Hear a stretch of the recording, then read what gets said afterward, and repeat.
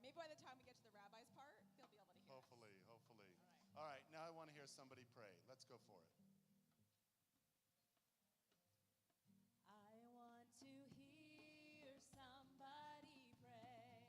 I want to hear somebody pray. Down in the valley and over yonder.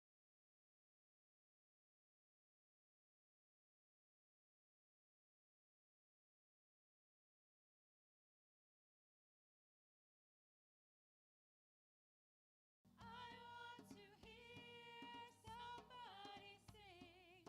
Down in the valley and over yonder. I want to hear somebody sing. All right, now we're going to turn to you. What do you want to hear, to feel, to see in the world? What do you want on this Shabbat? Let's fill in the blank. Anybody? Peace. I want to see peace in the world. I want to see peace in our world. I want to see peace in our world. Down in the valley and over yonder. I want to see peace in our world. I'm not doing that one. Go ahead. Laughter. Did you have one that wasn't Yeehaw? Okay, go ahead. What is it? Okay. I want to see somebody laugh. I want to see somebody laugh. Ha ha. I want to see somebody laugh. Ha ha. Down in the valley and over yonder. I want to see somebody laugh. All right, I want to reach outside the circle. Is there anybody outside? Oh, inside the circle, but outside the inner circle. Smile. I want to see somebody smile. I want to see somebody smile. Down in the valley and over yonder. I want to see somebody smile. All right, inside the circle. Delaney. Okay, Meyer. Fresh air. Okay, I like that. I want to smell fresh air. I want to smell fresh air. Down in the valley and over yonder. I want to smell fresh air.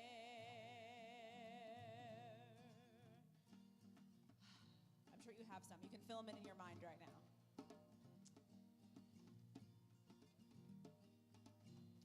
So again, a special welcome to all of you for our Shabbat in the Round. It's a service designed for a lot of participation. And the melodies that we've picked should be ones that, even if you've never heard before, seem somehow familiar. So sing joyously and with fullness of heart. And to my friends from the interfaith community, especially, welcome to our congregation. And I'm so glad for your support through all of these years. We're glad to have your voices and your prayers. Thank you.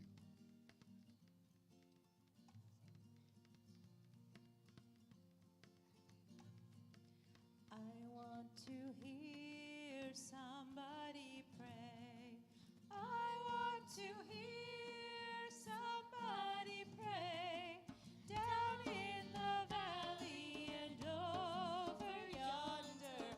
I want to hear somebody pray.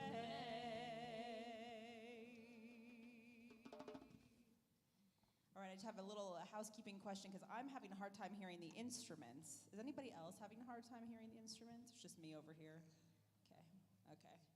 All right. I guess we need more instruments.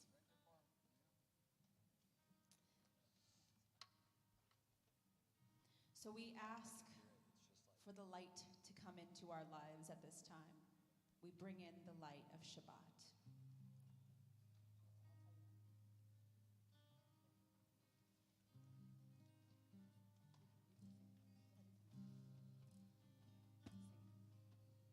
I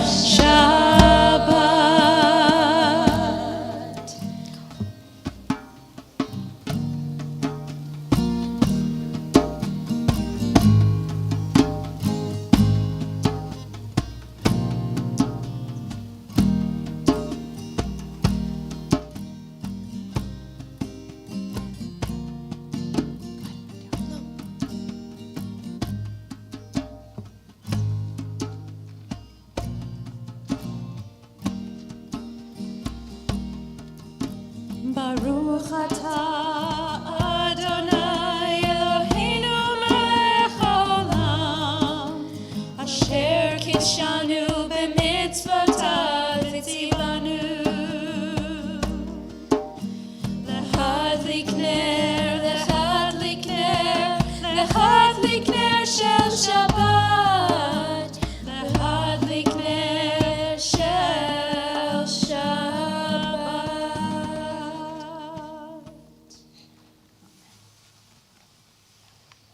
We rise for the Baruch Hu.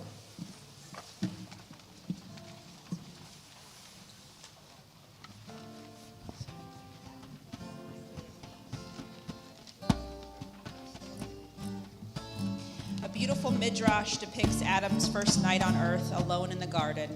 He shudders as the sun begins its descent from the sky, fearful that it will never again arise, and he will be relegated to a lifetime of darkness. Watching, waiting, his weary eyelids grow heavy as the last light fades, until the first gleam of daybreak emerges from the horizon just hours later. The light has returned.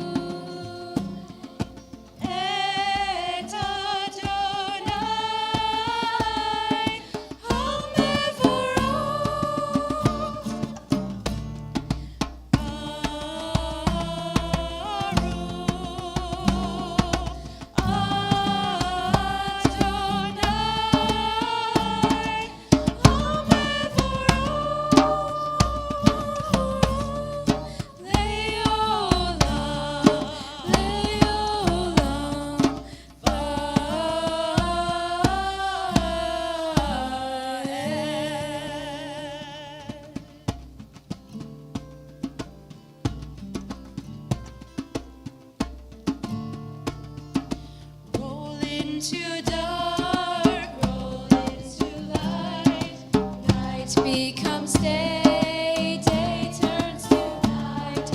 Roll into dark, roll into light. Night becomes day, day turns to night. Hooray, oh, Laila, hooray, Hormine Hoshe, hooray,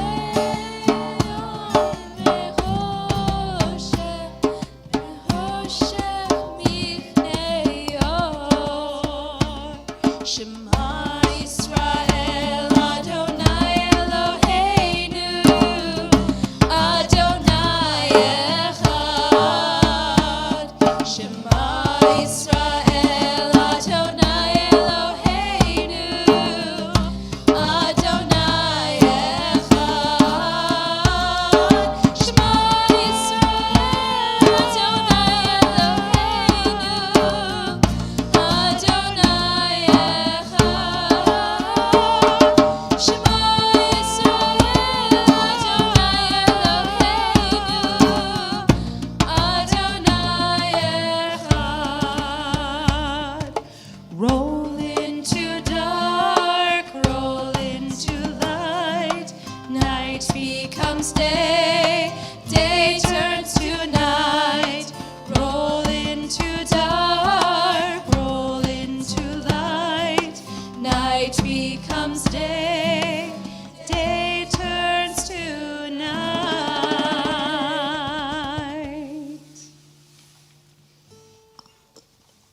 Please be seated. Maura Glow is going to lead us in a Ve'ahavta that might be new to you. You can find it in your music book. It's Ve'ahavta by Josh Goldberg. It's very easy because it's call and response.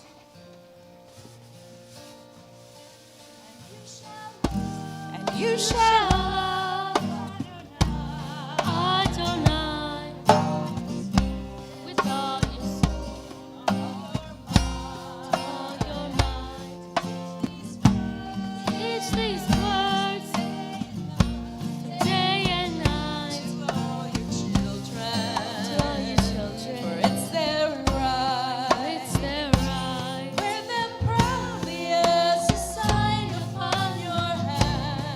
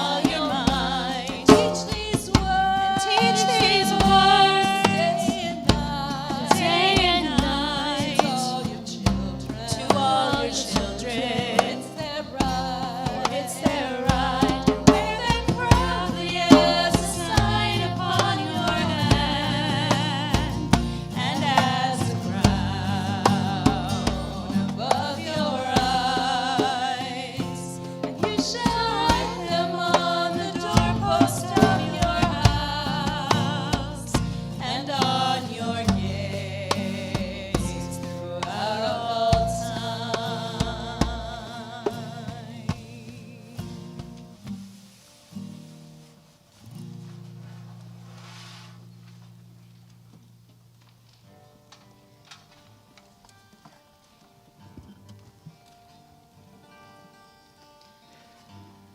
Who is like you,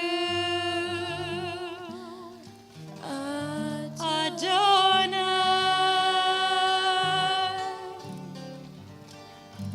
Who is like you,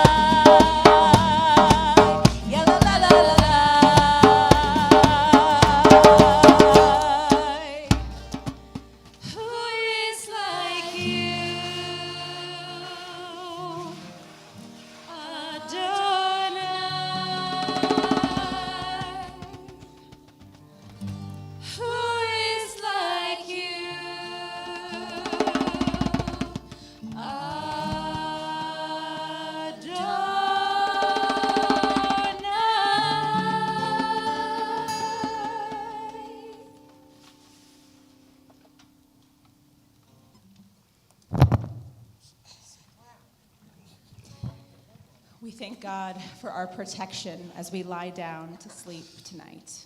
Hashkivenu by Becky Mann.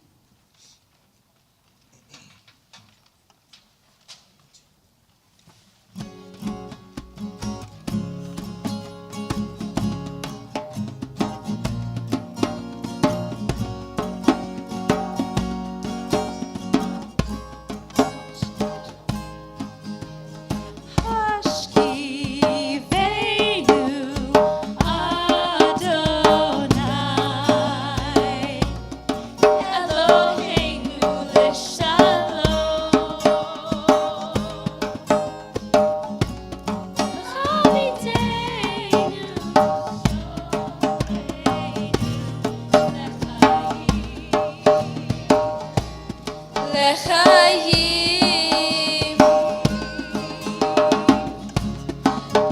ופרוס עלינו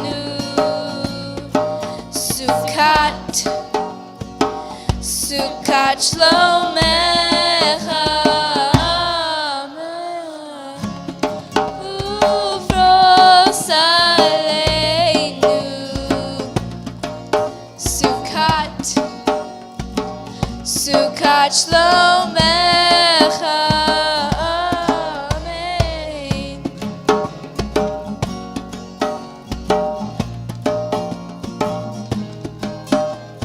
When I lay my head down tonight, beneath your shelter of everlasting light, Lord, may I wake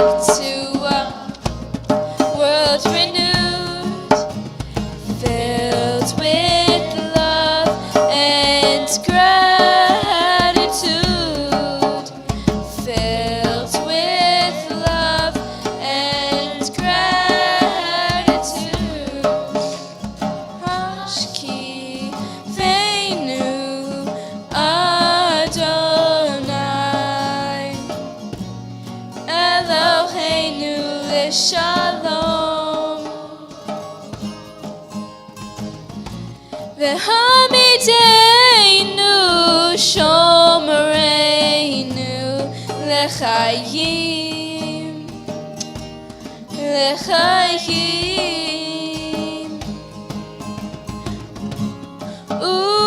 ופרוס עלינו סוכת שלומך.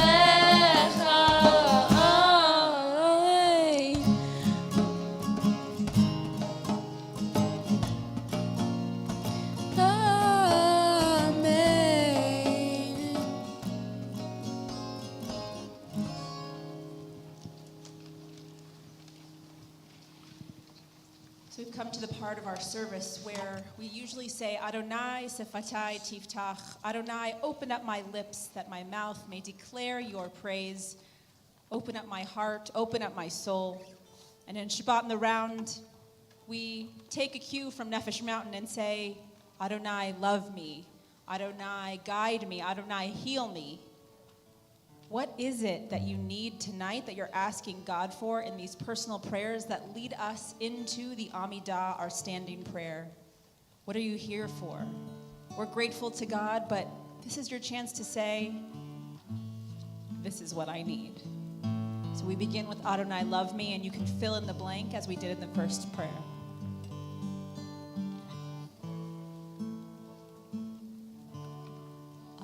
Adonai.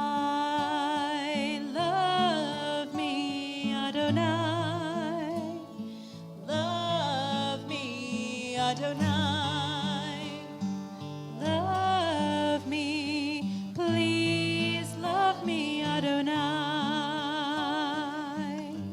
What are you going to fill in there? What are you here for? Adonai, hold me. Adonai, hold me, Adonai. Hold me, Adonai. Hold me, please hold me, Adonai.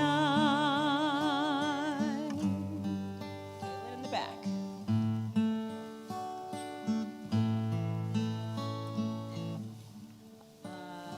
I think I heard strength, so we're going to go with that. Adonai, give me strength. Adonai, give me strength. Adonai, give me strength. Please give me strength, Adonai.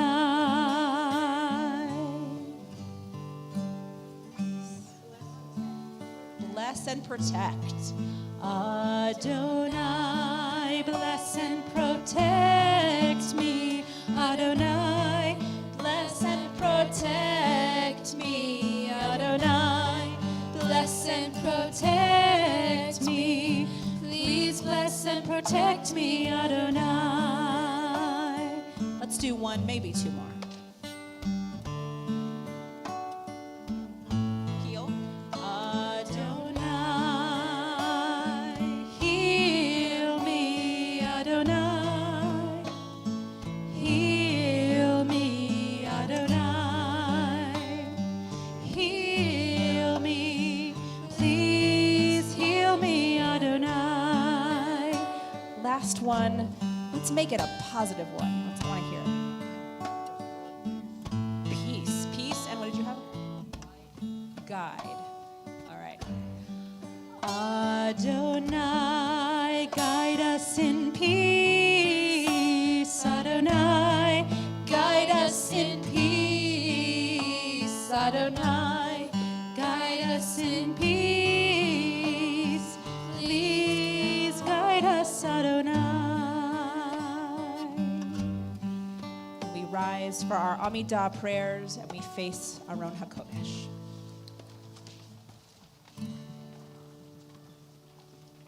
When you've completed your prayers, they can be the words on the page or the words within your heart. Please be seated. Page 17.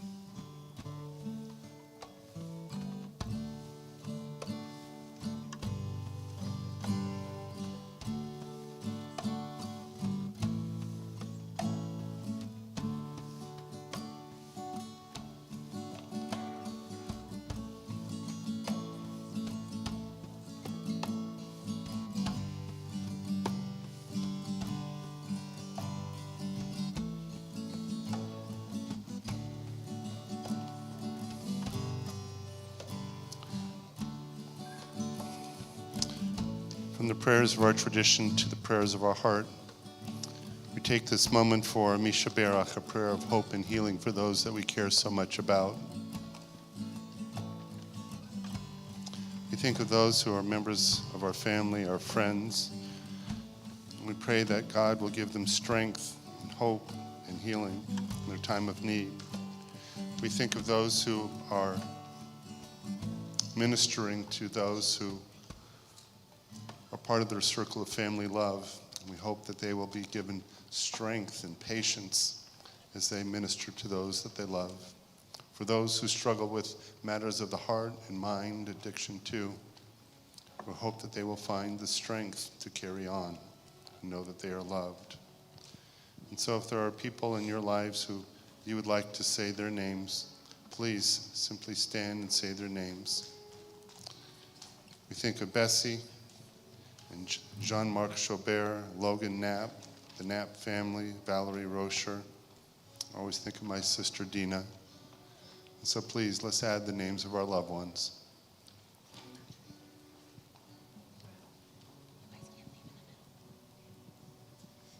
Please, simply say the name.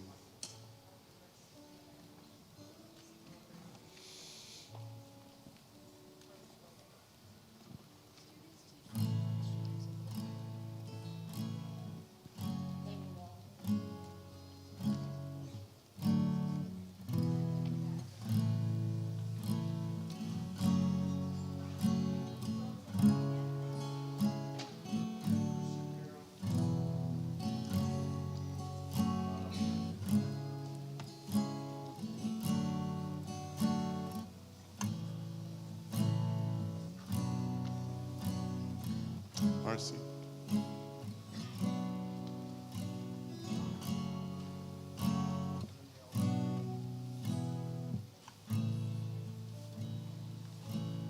Pauline.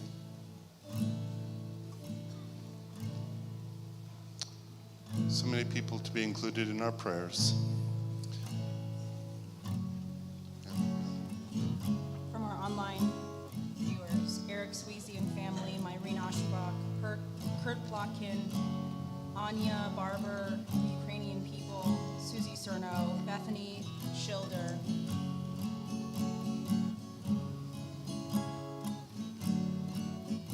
Lucy Roth. So we rise to sing our Misha Berach prayer.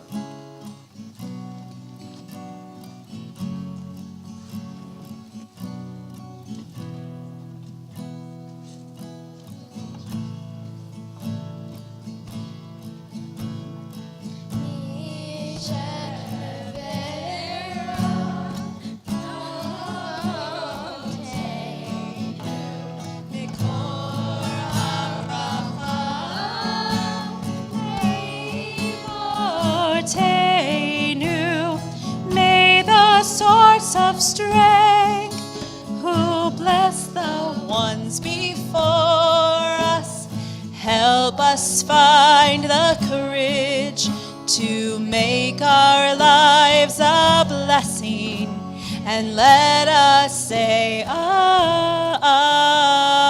Amen.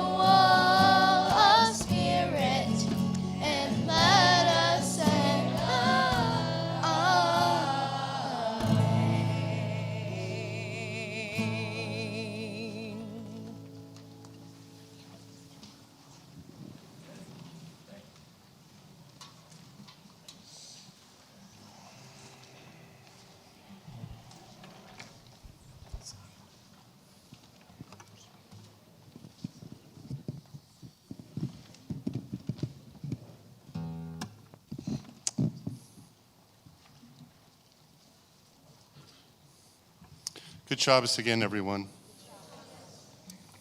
So as you know, we usually have Shabbat in the Round with a series of vignettes.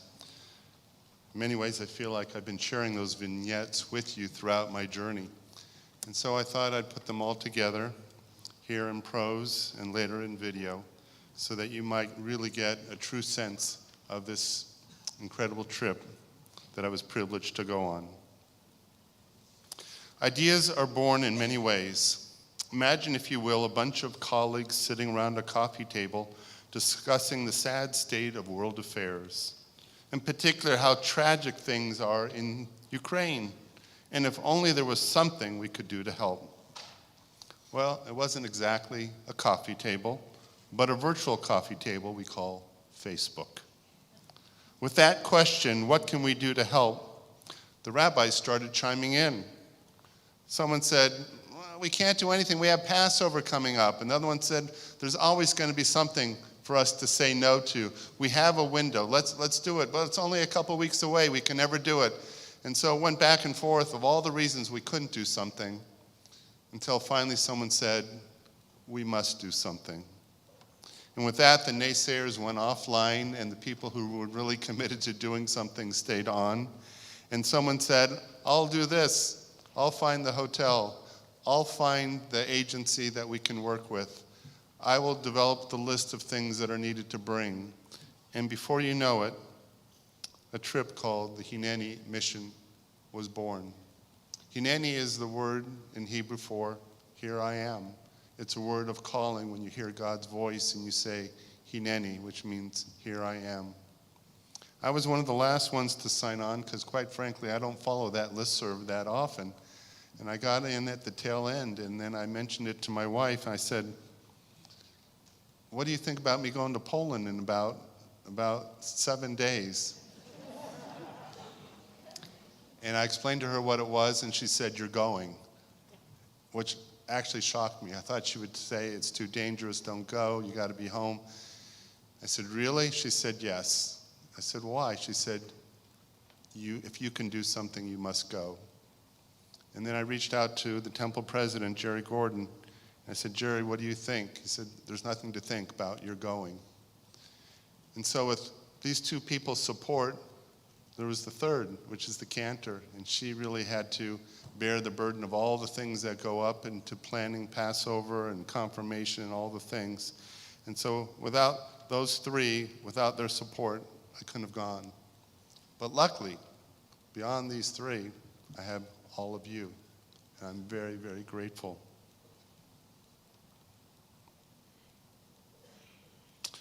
And so there was a group of about 25 rabbis and 2 cantors, 27 of us. We were from the United States, one person from the Virgin Islands, a colleague who originally was from the Ukraine and now lives in Israel, someone who originally was from Russia, and someone from Poland. So we had about 4 Ukrainian or Russian-speaking people with us, along with a professional translator that went with our group. But I'll tell you, a warm smile goes a long way in communicating kindness, does it not?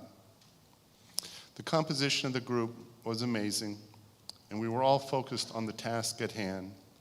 First, to bring needed supplies. Second, to raise money. And third, to bear witness. Together, this group of 27 brought in over 2 tons worth of supplies. Personally, I had 5 full duffel bags, and my mission was over-the-counter medicine. And we got to a point where I'm going, this is it.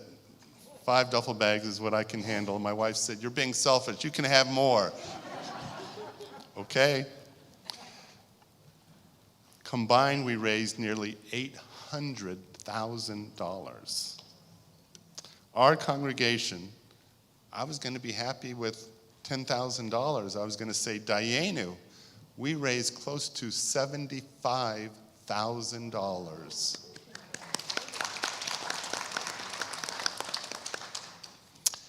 The outpouring of support was incredible, but it was more than simply incredible. It was a reflection of the desire of everyone here, everyone, to do something to make a difference. Like you, I've sat in front of the television watching the news, and it's heartbreaking. The worst humanitarian crisis in Europe since World War II. The death and destruction is unlike anything this current generation has ever seen. And those old enough to remember, they never thought they would see it again. And it touched home for another reason. Many of us have relatives or ancestors who came from this region, and we feel a special kinship to these Ukrainian people.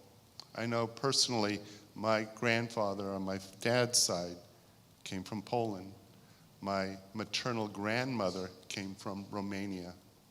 We all seem to have relatives that migrated or immigrated from that part of the world.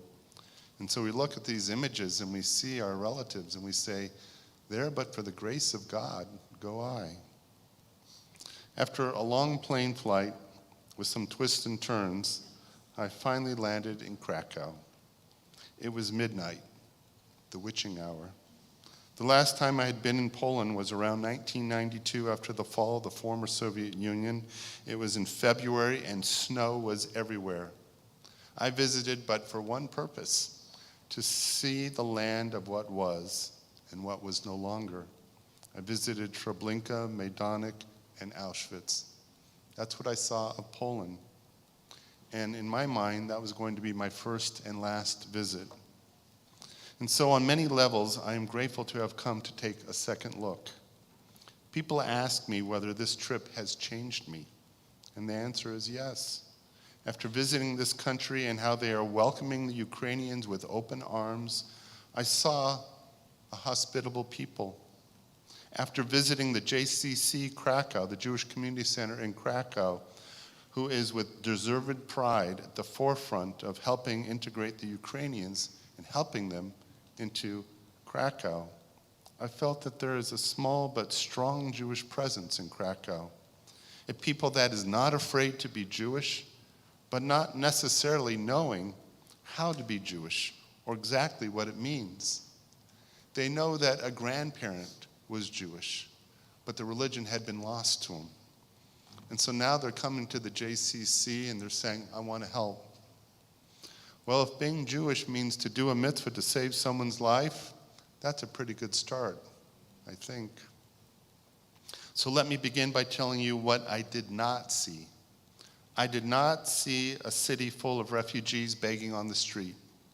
I did not see cities in crisis. I did not see people demonstrating, Ukrainians go home. I did not see closed borders. I saw no tents or wandering immigrants in downtown Krakow or in any of the border towns we visited. They did a minor miracle.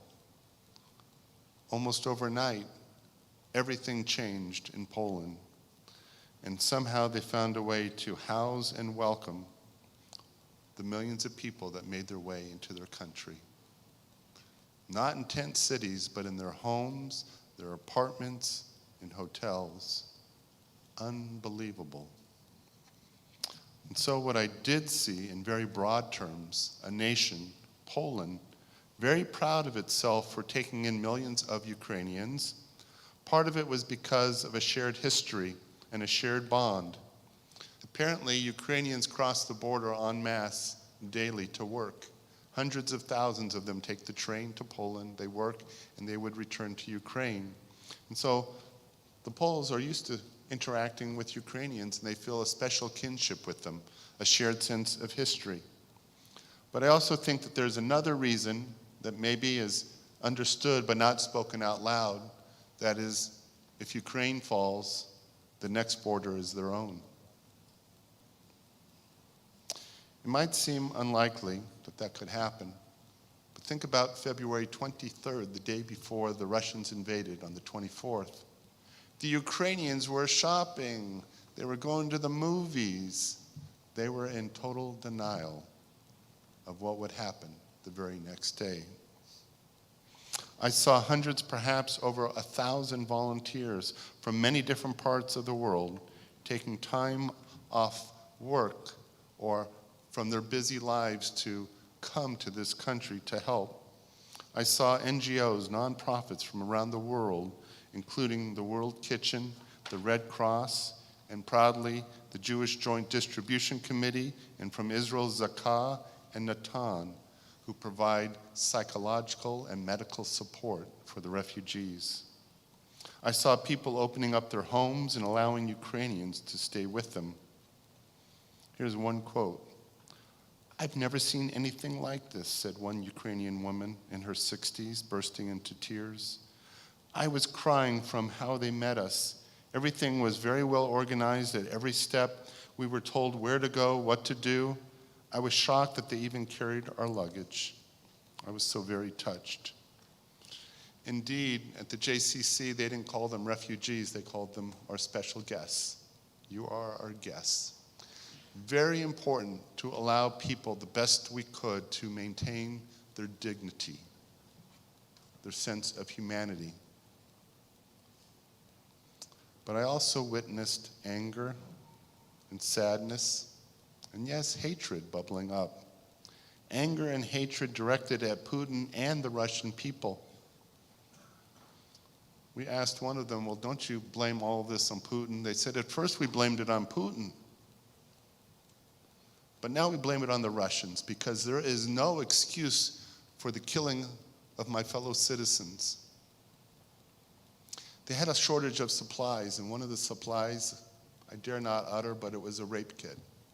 A shortage of supplies, because that is what is happening in the dehumanization and the terrible atrocities that are being committed against the Ukrainian people. And so now there is a hatred not only of Putin, but Russian. Many of these people spoke or speak Russian, and they said, "No, you're not going to hear me teach to my children. We're not going to speak Russian." There is a deep emotional divide and pain. But I also saw hope. Innocent children kicking soccer balls around in these areas where the refugee hubs were. Their moms were worried, of course. Their dads were still in Ukraine. And you throw a ball in, and the kids all automatically start playing soccer, either oblivious to what is going on or preferring just to be a kid and not being forced to grow up too soon. And I saw the work of the JCC Krakow that we partnered with. The JCC, the Jewish Community Center in Krakow, has its own remarkable history.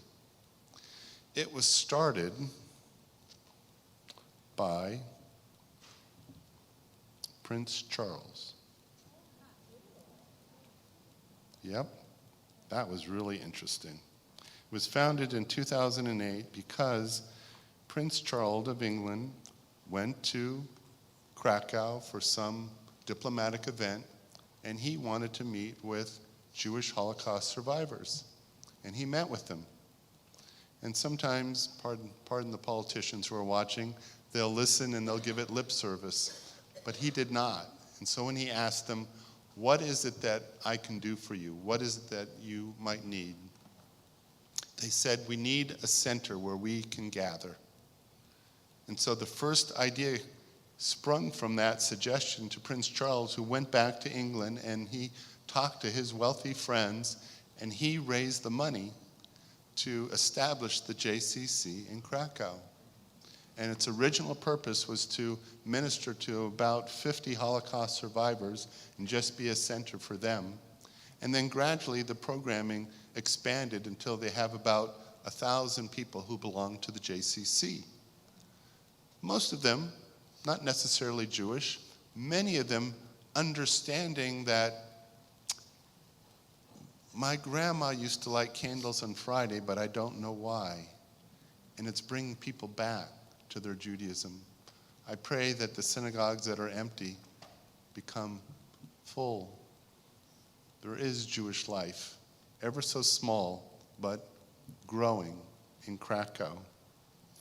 Well, the mission of the JCC was to minister to these Holocaust survivors, and when the war broke out, Jonathan Ornstein, who is really my mitzvah hero, saw the importance of changing the entire mission of the JCC on a dime. And immediately they they changed the mission to doing everything they could to help the Ukrainian refugees as they would come into Krakow. Krakow is a city of about 750,000 people, and they have absorbed 150,000 Ukrainians. That's amazing, isn't it? That's amazing. And so what have they done?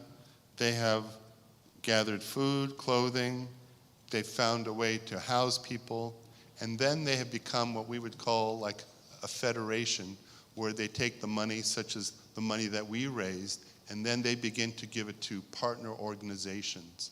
If someone does it better, or something can be done that they can't do, they will give them grant money. And so they started a preschool, they started a place to teach people Polish, they have taken over the shopping centers, and there is all the stuff that we brought and that everyone from Europe is contributing from all over the world, and the shoes and the men's clothing and the socks, and people will just come and line up early in the morning, and they just take what they need. Very little bureaucracy. You know, during the course of this trip, we did so many things.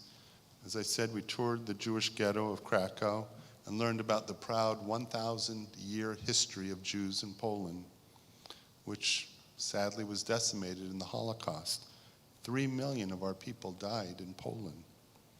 We toured briefly several of the 7 remaining synagogues, none of which function as synagogues because there are not sufficient Jews. And this filled me with sadness. And it was the Poland that I knew. But I did not have to visit Auschwitz to remember this dark history. I had been there before in the 1990s. On this trip, that was not my purpose. We were not there to investigate death, but to help people live and to begin again. And so from the orientation tour of this beautiful city, a city which was largely untouched by World War II from physical destruction, we toured various refugee hubs and learned about how Poland is opening up its homes and hearts to the Ukrainians. There are no tent cities. There is temporary housing for people for 24 to 36 hours as they've come across the border into now empty shopping centers, and then NGOs, nonprofits from around the world take their places where once there were stores. There are army cots by the hundreds where they have to sleep to begin with. But within 36 hours after they've made a decision of where to go in Poland or which country to go in Europe or throughout the world, they have time to come up with the plan. Do I stay in Poland? If so, where? Do I go to Romania, Czechoslovakia, Spain? Can I go to America? All these questions are going through their mind. It's a small window of opportunity, 2 to 3 days, but it's enough for them to just catch their breath and to develop a plan. For their original plan was just, I must leave now. Imagine if you had to leave with an hour's notice. What would you take? What would you put in that suitcase? What would you do with your pets? What would you do with your elderly parents? You have an hour's time. It's an incredible, impossible task, and yet over 3 million Ukrainians have left the country. Internally in Ukraine, about 7 million people have been displaced. 10 million people. A nightmare. One day we went to the border and we learned about a town of some 65,000 people. Because it was on the border, they were the first stop for over 1 million refugees. The train would come up to their city and they would get off, and that town had to figure out how to house and bring support to 1 million people. I don't know how they did it. It makes you feel small sometimes when we look at our problems. What an open heart will do. What an open heart will do. One of the most moving was our conversation with the refugees themselves. Among them was a young woman. Her name was, and I'm going to try it my best, Nastya Lasna, from the southern Ukrainian city of Mykolaiv. Anyone who speaks Russian or Polish, you can correct me. Before the war, Nastya was preparing to open a vegan bakery, which sounded very Portlandia, right? As the Russian bombardment neared, she fled with her 5-year-old daughter, forced to leave her husband and parents behind, and carried no more than a single suitcase. She found her way to Krakow and is now working at the JCC, helping other refugees.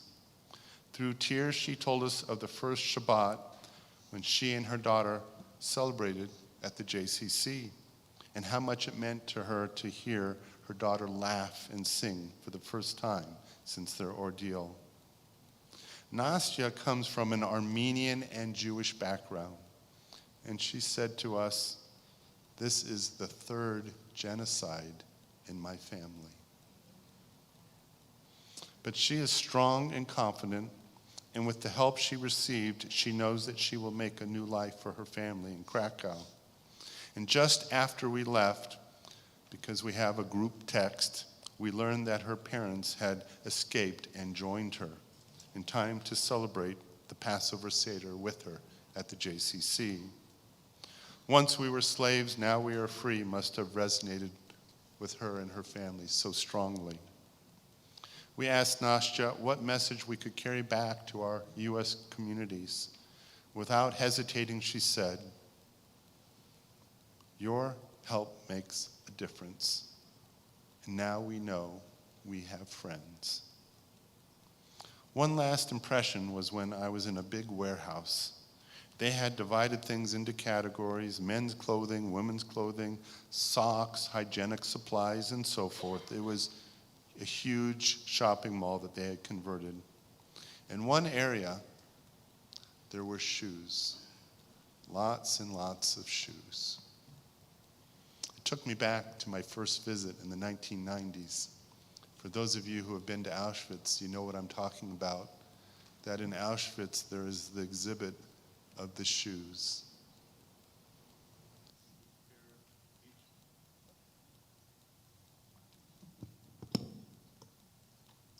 Each pair of shoes in Auschwitz represents a person who died. Each pair of shoes in this shopping mall represents a person who's given the gift of life. To save a life in the land of Schindler is to save an entire world. So that is why we went. That is what we all, you and I, together accomplished. Some people have thanked me and called me a hero. Much too big a word to describe who I am or what I did. Is it heroic to help others in need? Is it heroic to spend 4 days of my life in a country which must wrestle with this problem for years to come? Is it heroic to bring approximately $1 million in supplies when we know that billions and billions are going to be needed? And yet, I did do something that I hope all of us will remember and do. And that is, do something. Don't turn a blind eye and say, "There's nothing I can do," because there is. Don't say what I do doesn't make a difference, because it does. Don't say there are reasons why I can't go because of this obligation or that. In the words of my wife, in the words of Jerry, go. Do something. We may not have saved 1 million lives, 1,000 lives, 100 lives, but every single life that we helped, that person will have a family and descendants that will ripple on throughout history. And that will make a difference, I am convinced. I conclude this remark before we go to the video by sharing this poem from the Polish Nobel Prize winner, Wisława. She wrote this in 1996, and it rings so true. Some people flee some other people. In some country under a sun and some clouds. They abandon something like all they've got. Sown fields, some chickens, dogs, mirrors in which fire now preens. Their shoulders bear pitchers and bundles. The emptier they get, the heavier they grow.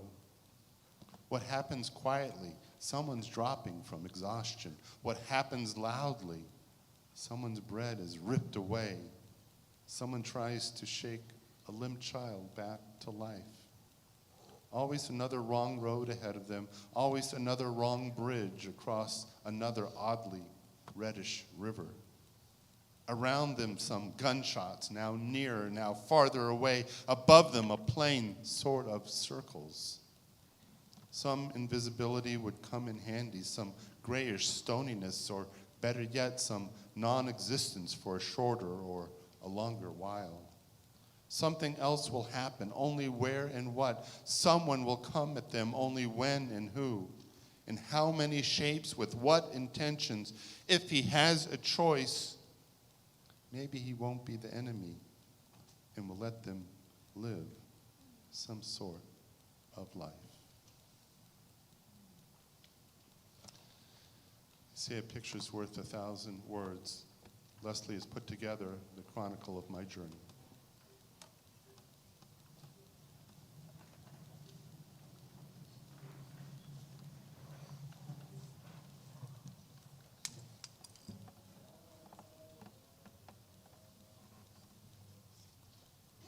Rabbi is part of a special delegation heading to Poland to help Ukrainian refugees. I had a chance to speak with him and one of the organizers just days before they head out. And they talked about their mission and how you at home can help. Some things that we do in life, we will always remember. They touch our souls, they fill our hearts. They remind us of the fragility of life. First of all, I think this is, for me personally, an experience of a lifetime to make a difference. And as a group, we've been over 2 tons of supplies. From that perspective, I feel really good. But the most important thing to me is that we bear witness, and my eyes are your eyes, and my heart is yours. And that when I come back,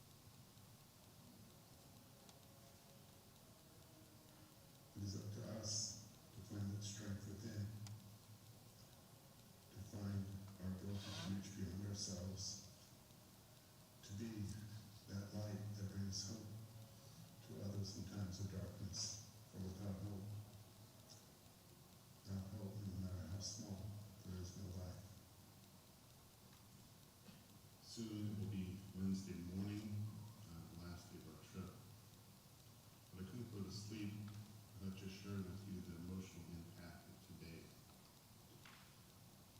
A full day in which we went to the border of Ukraine and Poland. Outside the Ukrainian-Polish border at a refugee site, the town called Shemish, where they are a town of about 65,000 people. And some days at the early part of the war, 65,000 or more people were coming through the city. It absorbed right now about 15,000 refugees, no refugee camp. They are opening up their homes and welcoming the people. We visited several refugee sites, places where after they cross the border, these refugee hubs are the first places that they go and they register and they learn about the places in Poland where they can receive help. Some of them provide news about transport to other countries.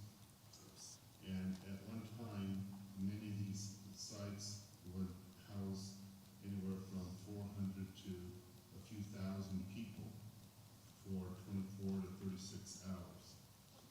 It's slowed a bit now because so far about 3 million people have already passed through, but there are still literally hundreds of people in each of these sites.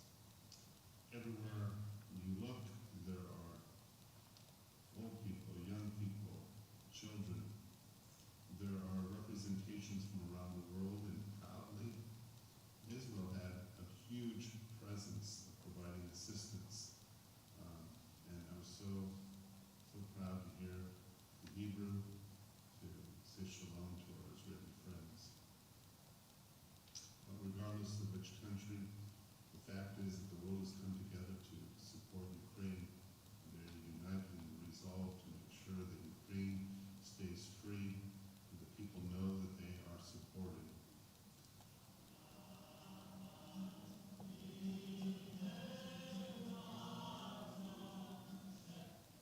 We ended the day with a special pre-Seder Seder, in which refugee volunteers came and joined us. Some were Jewish, some were not, in a room filled with about 150 people, and we held an abbreviated Seder. When you hold that piece of matzah up and you say, Halach ma'anya, that all who are hungry come and eat, after seeing people who have fled for their lives and who desperately want food, who desperately want freedom, the Passover Seder takes on new meaning. So this is my last evening in Krakow, and it has been a whirlwind of experience and emotions that I am still processing. This morning we went to another refugee center in a shopping mall that was converted to serve hundreds, if not thousands, of people. Then we went to what was formerly a women's clothing store, which is now a preschool where the children in the Ukraine play. Next door is another shop that has been converted to a place where they have their version of a Polish Ilpon, teaching the new residents how to speak Polish. All sponsored through the JCC of Krakow. An amazing, amazing operation. I'm so proud of what they've accomplished. And the imprint of the Jews in terms of this crisis as leaders shows what can be done.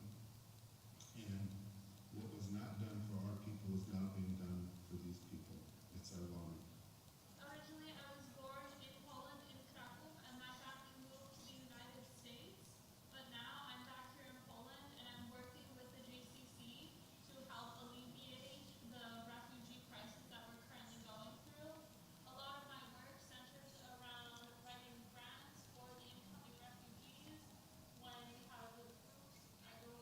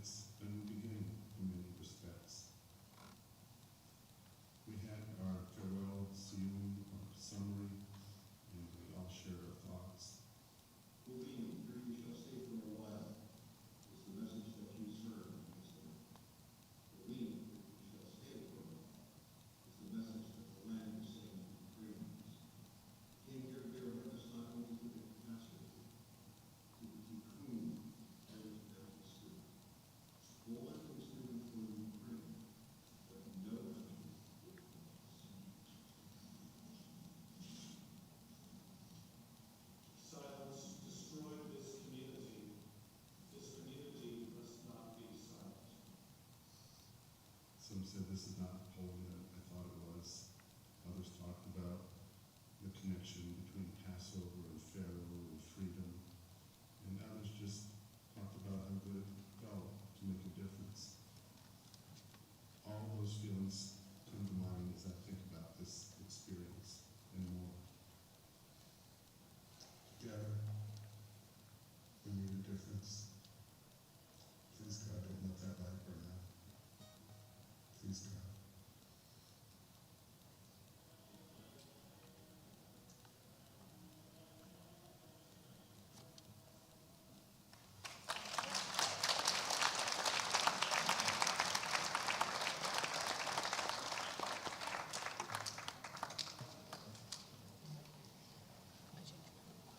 Special thank you to Leslie, put that beautiful video together. Thank you, Leslie.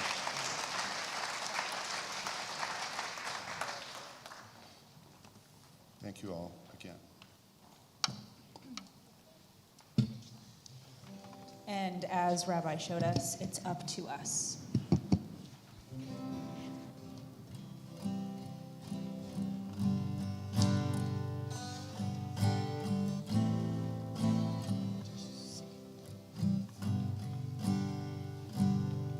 It's up to us to call ourselves to task, to sing what's good and true, to bring about redemption.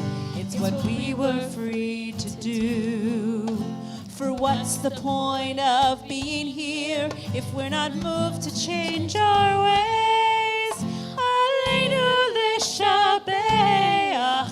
It's time to live our praise.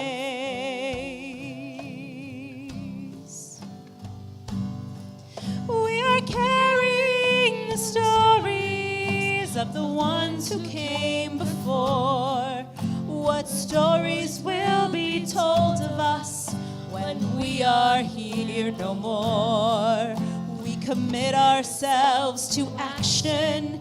It brings meaning to our days. Aleinu l'shabeach. It's time to live our praise.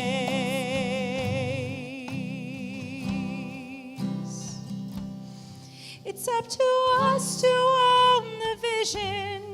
We are an answer to a call.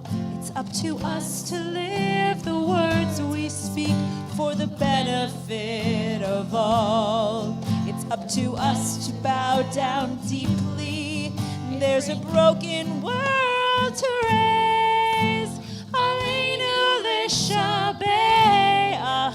It's time to live our praise. Aleinu l'shabeach. It's time to live our praise.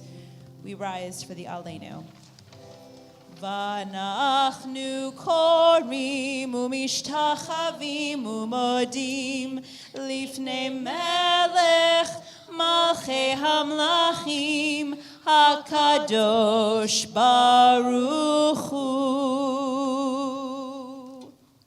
We remain standing for the Kaddish. If you would like to submit names in our chat, now is the time to do so.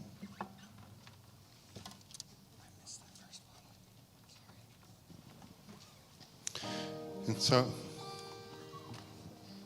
so we say Kaddish for those who have died in recent days. Susan Sinnert, Mildred Goldhammer, Marvin Goldhammer, Bernice Hausner. And we recall the Yortzites of Jacob Adler, Brian Appel, Eugene Arnold, Richard Bale, Louis Braun, Phoebe Brown, Irving Cohen, Rhoda Drizzen, Leona Elliott, Joseph Espin, Irving Etkin, Julia Figatner, Ruth Friedman, Rachel Thomas Gillespie, Natalie Gordon, Melvin Gordon, Frank Greenspan, Bill Greenspun, Theodore Greenwald, Mary Hallerman, Laverne Henderson, Bernice Kay, Kurt Klein, Kenneth Lebensberger, Beatrice Lipkin, Donald Miller, Claire Naft, Jill Otto, Stanley Parnas, Jack Perlman, Phil Seltzer, Penny Shear, Lee Berger Schlepsky, Howard Silverman, Michael Sorrell, Jean Tobman, Alan Tobman, Joseph Unger, and Lois Weinberg. If you'd like to say the name of someone for Kaddish or Yortzeit who is not mentioned, as I look your way, simply say their names. Simply say the name.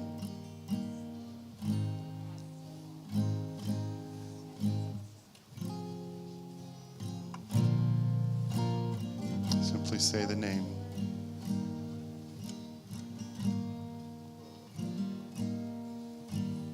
Seth Horowitz.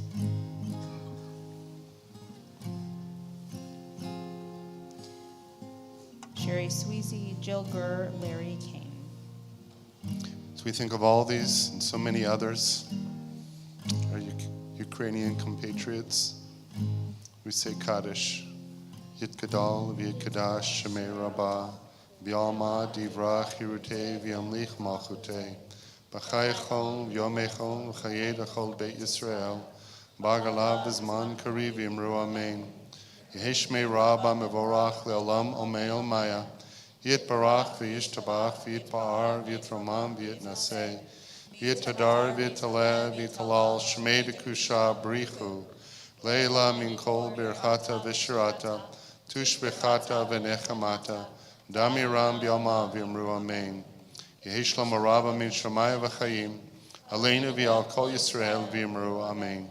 Osei shalom b'mramav, Uyasei shalom, aleinu v'al kol Yisrael v'yimru, amen. May the one who creates harmony on high bring peace to us and to all Israel, to which we say, amen.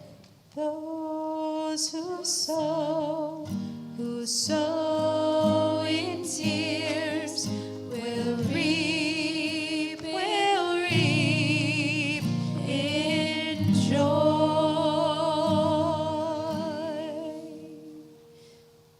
Please be seated for a moment. Do you know where the owner is? It's in the lobby. All right. Now, in a moment, we're going to say the blessings over the wine and the matzah. Passover is almost over. I get bread again. We're going to have some light refreshments, I understand, in the lobby. But all these people have now remembered the way back to temple. So should they come back here next week? No. No, don't come. You don't want them Okay. to come here? Are you looking at me in the eyes right now? Where are you Everybody, going to be look at next me. Friday night? Pop-up Shabbat. Which is? Downtown Las Vegas.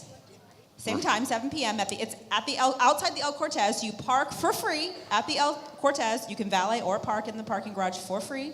The El Cortez, it's right across that little tiny street at the Jackie Gone Parkway. We're bringing in international superstar Neshama Karlbach, and we're going to have an amazing Shabbat service. So if you have a little one, we have a special Tot Shabbat that'll be led by More Glow at 6:30. There's crafts at 6.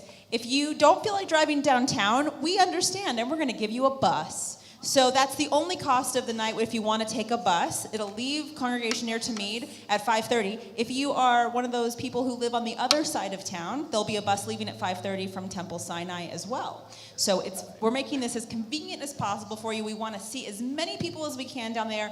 We've planned this for 3 years. It has been canceled twice due to our pandemic, and we're going to make this happen next Friday. The weather looks good, please, and it's going to be super awesome. If you fall into a category where you consider yourself a young adult, so over 21 and into your 40s, we're going to invite you afterwards to Evil Pie, which is just around the corner. We're going to have pizza and beer. So that all will take place on Friday night. So how do you check the boxes of the things that you want to come to as part of Pop-Up Shabbat? JewishNevada.org/pop-up. Okay? Say it with me. JewishNevada.org/pop-up. It's a very easy registration. Okay. Thank you all for listening to me. All right. So don't come here next week. That's it. Don't come back until the week after. Yes. Next week. Where again? At the El Cortez Plaza. Yes. There we go. Yes, and we want to thank our amazing musicians tonight. We have a couple of special guests. We have Colin and we have Sam. Sam's back. We haven't seen him in a while. We missed him so much. Same with Colin. It's been a while since we've seen Colin too. And we have Brad, and we have Glory, and we have our Sheer Heart singers, and we have our junior cantors, and we have our Rabbi. And And our cantor. And we have Alex on sound. And we have all of you, which is so awesome. So we want to thank all of you for that. And if you are here for Nitty Lounge Night, I know it's starting a little bit late. Haley's over here. She's going to tell us where we're going. There was a glitch. There was a typo in the bulletin. It said it was for grades 6 through 12. So we're like, all right, let's go with it. So grades 6 through 12 are welcome to stay for dinner until 10 p.m. So moms and dads who are here with 6th through 12th graders, you can go have a nice drink or dinner on your own. Come back at 10 o'clock to get your kiddos, or teenagers, I should say. The other ones are 8 through 12. Usually it's 8th through 12th. Tonight it is 6th through 12th, okay? All right, so, did I miss anything? There is Sunday school on Sunday, if you were wondering. We will have Sunday school on Sunday, as well as Yom HaShoah after that. All right, Kiddush and Motzi, here we go. Baruch atah Adonai Eloheinu melech haolam borei peri hagafen. Amen.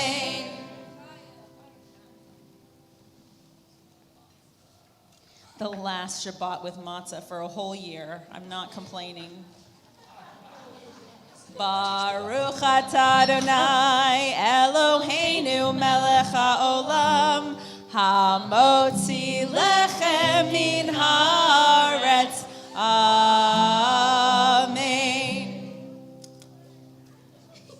Now, if you want matzah that actually tastes good, I stayed up until midnight last night making multiple batches of the matzah toffee for all of you to take part in different flavors. There are no nuts in any of them, if anyone is wondering. They're not gluten-free or sugar-free. All right, our closing song, May We Have Peace in the World, Oseh Shalom.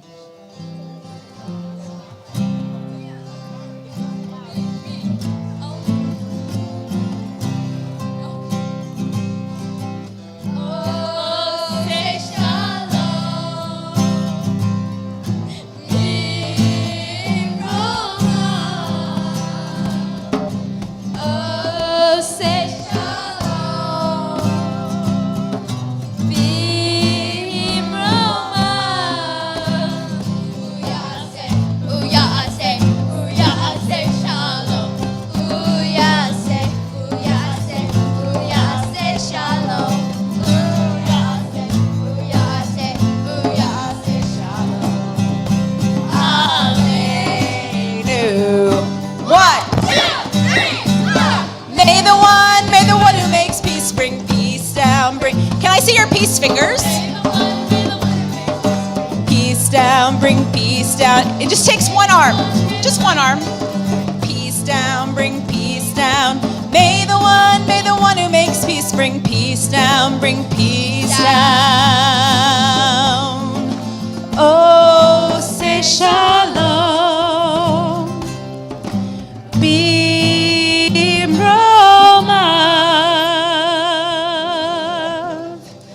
Shabbat shalom, everyone. Yeah, I was.